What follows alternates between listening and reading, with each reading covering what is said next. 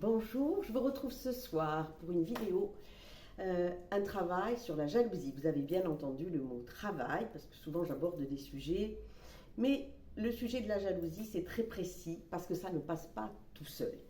Donc il ne suffit pas de faire des fois, je vous dis, on fait passer de l'arrière vers devant, c'est-à-dire on conscientise et ça passe, et bien là non. Qu'est-ce que c'est la jalousie? Eh bien, grossièrement, je vous dirais que ça vient du cerveau reptilien, donc celui qu'on a au plus profond, là, le premier, celui du bébé, vraiment, c'est-à-dire une peur, la peur pour le bébé de ne pas avoir à manger, que son papa et sa maman un peu l'abandonnent. Et donc celui-là, il ne marche pas avec la conscience, c'est plus profond que ça. C'est vraiment une peur physique. Et la jalousie fait partie de ça. C'est une vraie peur, c'est une insécurité majeure, une peur de perdre l'autre qui devient ingérable, insupportable. C'est-à-dire quand elle prend de l'ampleur, on n'arrive même plus à gérer son quotidien. C'est une dépendance effectivement énorme. Et donc cette peur, et ben, du coup, elle va faire des bêtises. Voilà. Donc du coup, si je vous dis des mots et des verbes comme exiger, fliquer, demander donc à l'autre de changer, si je vous dis tyrannique, si je vous dis pression, si je vous dis maîtriser, si je vous dis agressivité, si je vous dis violence, si je vous dis possessivité, si ça vous parle, c'est que vous êtes dans un de ces cas. Soit l'un, soit l'autre, soit les deux peuvent être jaloux. Et en général, on va dans le mur parce que ça ne s'arrange pas tout seul, comme je le disais. Et en fait, ça augmente. Ça augmente, ça augmente, la pression augmente. Et on va en général vers quelque chose de très mauvais. Et puis ça veut dire que si c'est une femme, elle va être hors d'elle. Ça veut dire hors de son comportement normal. C'est-à-dire en agressivité, donc tournée vers l'autre. Pour un homme, hors de lui. Et vous voyez, il y a tout à fait ce geste, on pense à ça. Et qu'est-ce que va faire l'autre dans ces cas-là? Il recule parce qu'il a peur.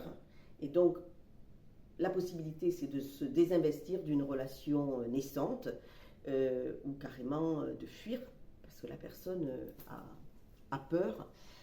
En fait, la jalousie, c'est inventer un personnage, un rival ou une rivale complètement imaginaire qui n'existe pas. Mais petit à petit, à force d'en parler, on lui donne une consistance, on lui donne une épaisseur, comme dans un film qu'on voit au cinéma. C'est-à-dire que le personnage il devient de plus en plus épais, il commence à exister, et on n'est plus deux, mais trois dans le couple, voire quatre si les deux sont jaloux.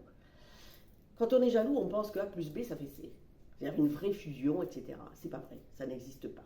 Le seul moment, c'est éventuellement dans un moment charnel où là, on a l'impression qu'on est un seul, mais en vérité, on est deux individus, deux caractères, deux personnalités, et c'est la complémentarité qui fait quelque chose de bien, mais on reste deux. Donc quand on pense qu'on est C, il faut apprendre à redevenir A et redevenir B. Ça c'est vraiment, c'est obligatoire de faire ça. Et comme ça passe pas tout seul et que c'est contre-productif, il faut quand même essayer de faire quelque chose. Alors, ce sont des pistes, puisqu'il n'y a pas de soins réels, il n'y a pas d'ordonnance pile.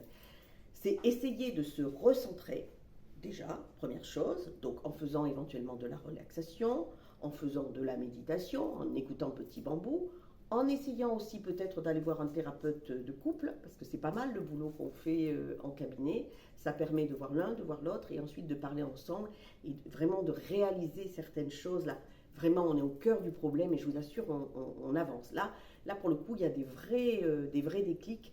Le tout, c'est de faire du travail un petit peu sur la longueur et dans la régularité pour que ça dure. Et ensuite, essayer de comprendre, du coup, avec un thérapeute, c'est souvent plus facile, qu'est-ce que le petit bébé, en fait, qu'est-ce qui s'est passé dans la vie du petit bébé? Est-ce qu'il y a eu une maman hospitalisée, même quelques jours? Vous savez, quelquefois, c'est presque rien, et ça a créé cette peur. Ou alors, il l'a eu même à l'intérieur du ventre de la maman, cette peur. Et puis, dernière piste très importante, essayer de redonner un équilibre dans sa vie entre les différentes parties de sa vie. C'est-à-dire, du coup, quand on est envahi par la jalousie, que cet imaginaire prend toute la place, on a même du mal à se concentrer sur son travail. Donc, il faut se reconcentrer sur son travail. Il faut retrouver peut-être une part sportive, une part amicale, une part sociale, parce que du coup, on veut isoler l'autre, puisqu'on veut surtout ne pas avoir de danger. Donc on l'isole, on s'isole aussi, on isole le couple, donc on est coupé du monde. Donc il faut reprendre une vie amicale, une vie sociale, une vie artistique si on veut se mettre à faire de la poterie, de la pâte à modeler, que sais-je, une vie culturelle, retourner au cinéma, essayer de sortir, d'aller au restaurant. En tout cas, de faire que chacun ait sa vie et que par moment on se retrouve et que ce soit super agréable, qu'on crée de nouveaux souvenirs, qu'on redémarre vers quelque chose de plus doux, plus serein, plus tendre, plus amoureux. Parce que l'amour, ça n'a jamais été la possibilité. C'est la liberté de s'aimer, de se choisir chaque matin et de s'aimer chaque soir. Et je sais que ça fait beaucoup souffrir.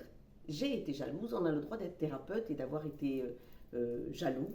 Et moi, j'ai le papa de mes filles qui, effectivement, en a eu très très vite assez de cette jalousie maladive et qui m'a dit, si tu ne te fais pas soigner, moi, je m'en vais. Et je crois qu'il a eu bien raison, parce qu'à l'époque, effectivement, je suis allée comprendre d'où venait cette peur et ça s'est passé complètement. Voilà, je vous embrasse, je vous souhaite une bonne soirée, bon courage, j'espère que le soleil va bientôt arriver parce qu'on est le 3 juillet, je vous fais plein de bisous. Prenez soin de vous, au revoir.